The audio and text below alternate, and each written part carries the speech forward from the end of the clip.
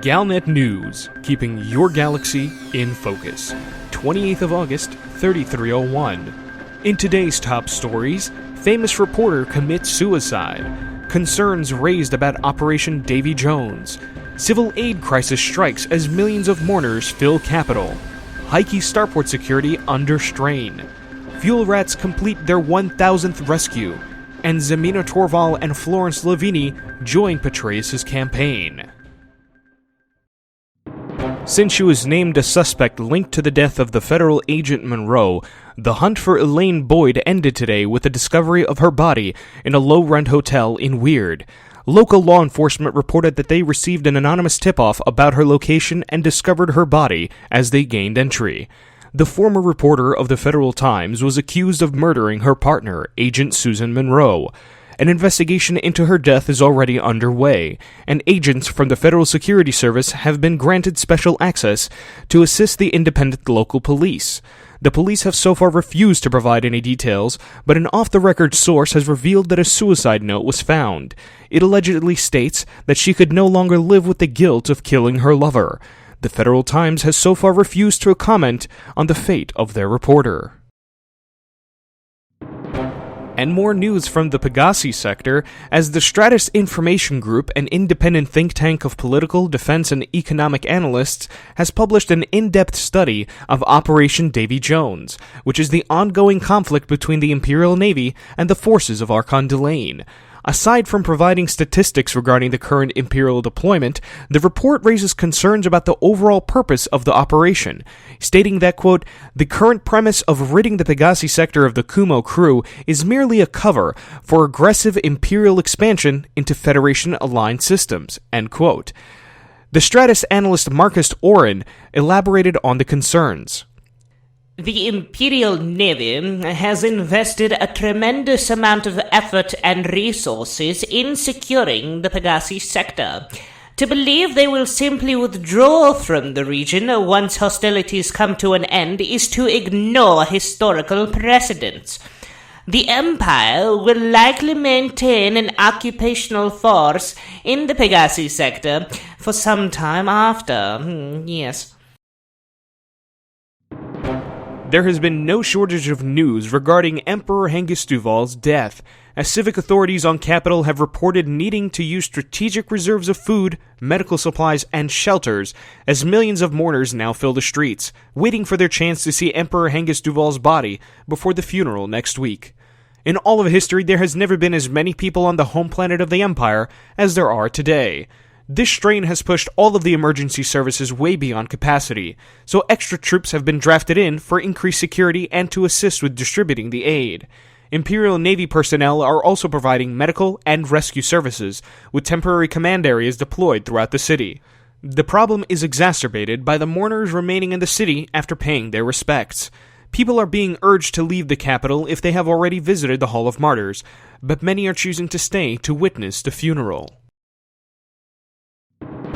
On patrol outside the busy starport of Brunell Station, Heiki Security Forces pilot Kenji Nobu reluctantly admits that not all visitors to the station are being subjected to the full scrutiny of the law. In the last 24 hours, nearly 750 ships have docked at Brunell Station, mostly small or medium transport ships, over 10 times normal volumes. Nobu said, "There's just too many of them, and too few of us. What is the brass is awaiting on approval for emergency funds. The pilots union rep said we might have to put in some overtime. Nothing I haven't heard before, though." And here we have dock worker Sathi Farrell. Sir, can you elaborate on what is drawing pilots to this station? We got some fruits and some coffee, but mostly tea. But how about those monks growing the stuff? No doubt they're loaded. I tell you what. Hey, it has been reported that a faction called Emperor's Dawn has recently issued a contract for large quantities of ceremonial tea. The group is located over 200 light-years from Heiki, with most of the journey lying within Federation space. For the next story, I wish to apologize in advance for any mispronunciations that occur. But heroes, that's what some call the fuel rats. Ever since launching their emergency fuel delivery service a little over 2 months ago, the fuel rats have made an impact on the lives of over 1,000 commanders who would otherwise have faced a long spacewalk home. For one stranded commander, over 31,500 light-years from inhabited space, with 5 months' worth of exploration data on board, the fuel rats' service has been greatly appreciated. Commander Paul Kavinsky, in partnership with Commander Rusticulus, made an incredible, high-speed transition to the far side of the galaxy to rescue Commander the Hairy Mob. Commanders Anuranium and Domak also demonstrated the lengths to which the fuel rats will go. High above the galactic plane, 2,800 light-years north of Sagittarius A-star, a commander found himself stranded with no hope of returning home under his own power.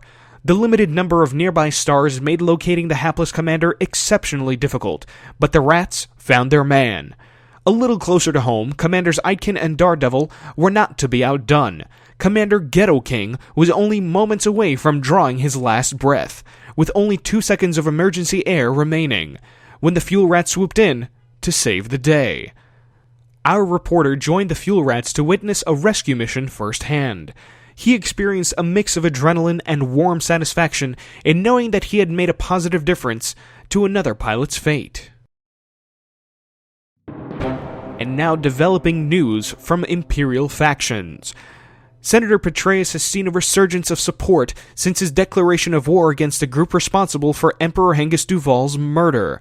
Reports from the campaign have indicated that Emperor's Dawn is now claiming responsibility for the regicide, although this hasn't been independently confirmed as of yet. In a Senate session, Senator Zemina Torval declared her support for the operation and instructed her loyal followers to join the campaign. Analysts have been keenly watching the political landscape shift in the weeks since the Emperor's death. Many had written off Patreus as his influence waned with the dishonor of his association with the Emperor's assassin, Brendan Paul Darius. However, his decisive action against the Emperor's Dawn has raised his profile. Some believe that it is a cynical ploy by Patreus, but none can argue that he has gained the support of the Senate heavyweights. Even Florence Lavigny has spoken out for unity and support for Patreus. She said, quote, "When I was much younger, and my first husband, dear Arsted, was sadly eaten by a ling lying in his own menagerie, there were conspiracy theories, none of which were true. The simple truth was that he was foolish to keep so many dangerous animals as pets. I've known Denton for years, and I know he wasn't involved with the Emperor's murder. Hengist had many enemies, but Denton Petraeus was not one of them." And that's the Galnet news for today. This has been Chip Washington. Tune in next time to keep your galaxy in focus.